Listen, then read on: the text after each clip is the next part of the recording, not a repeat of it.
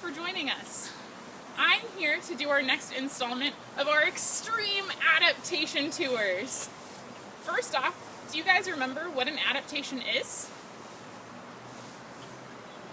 Well, an adaptation is really anything that an animal has that helps it to survive in its habitat.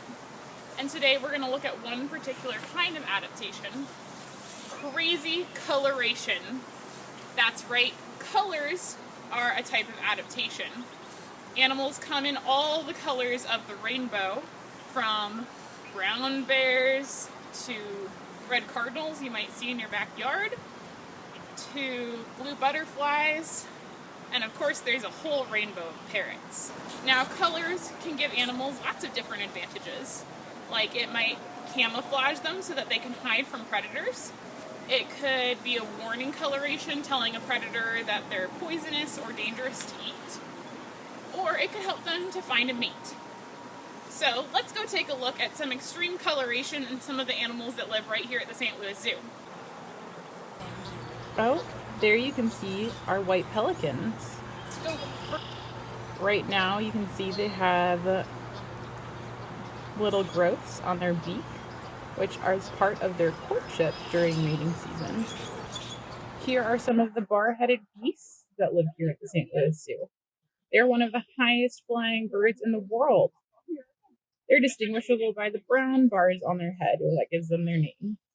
Here are some wood ducks.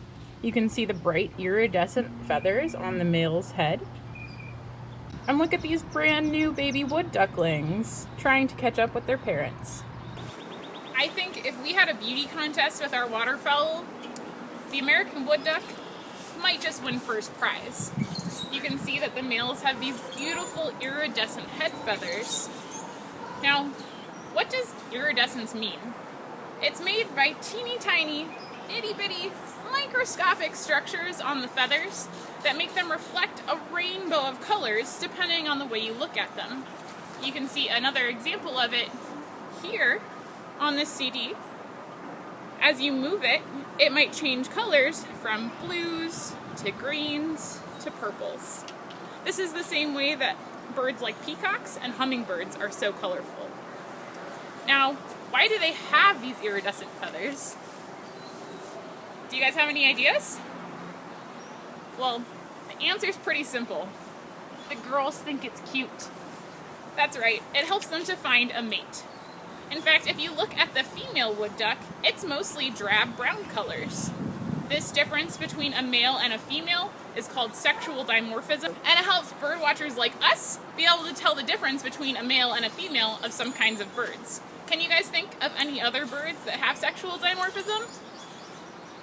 I think a good example is cardinals, where the males are bright red and the females are mostly brown. Well, now that we've talked about the male's iridescence, let's take a little bit of a closer look at the female. Why do you think she's not colorful?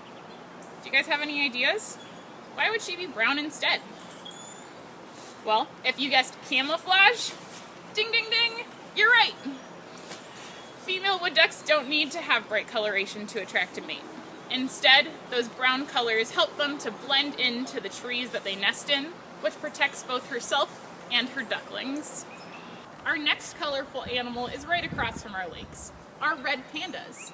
Red is even right there in the name.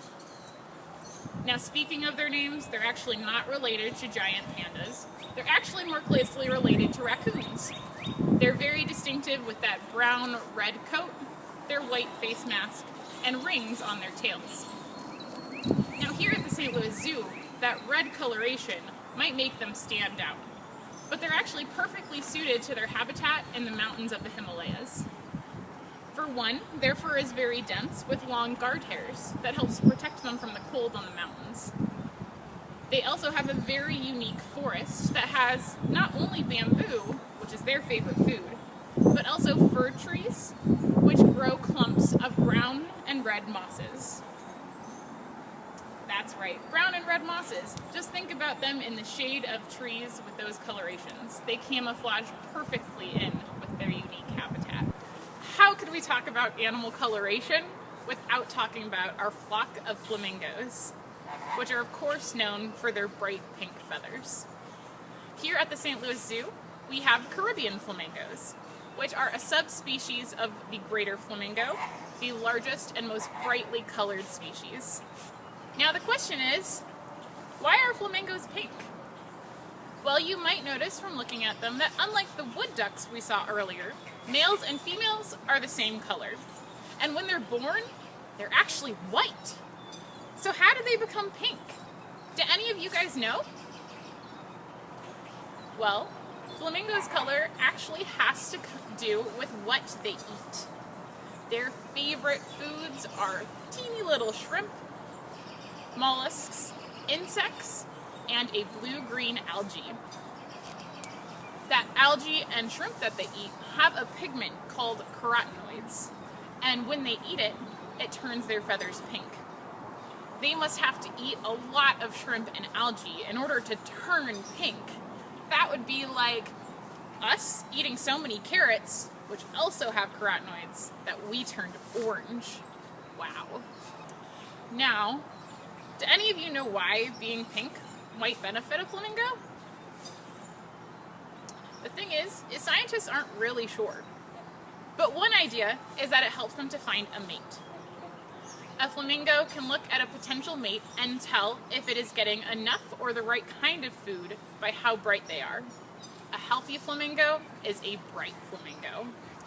There you have it, 3 extremely colorful animals here at the St. Louis Zoo. From the iridescent wood duck to the red panda to our hot pink flamingos. We hope you enjoyed our tour, and we hope you join us again for another episode of Extreme Adaptations.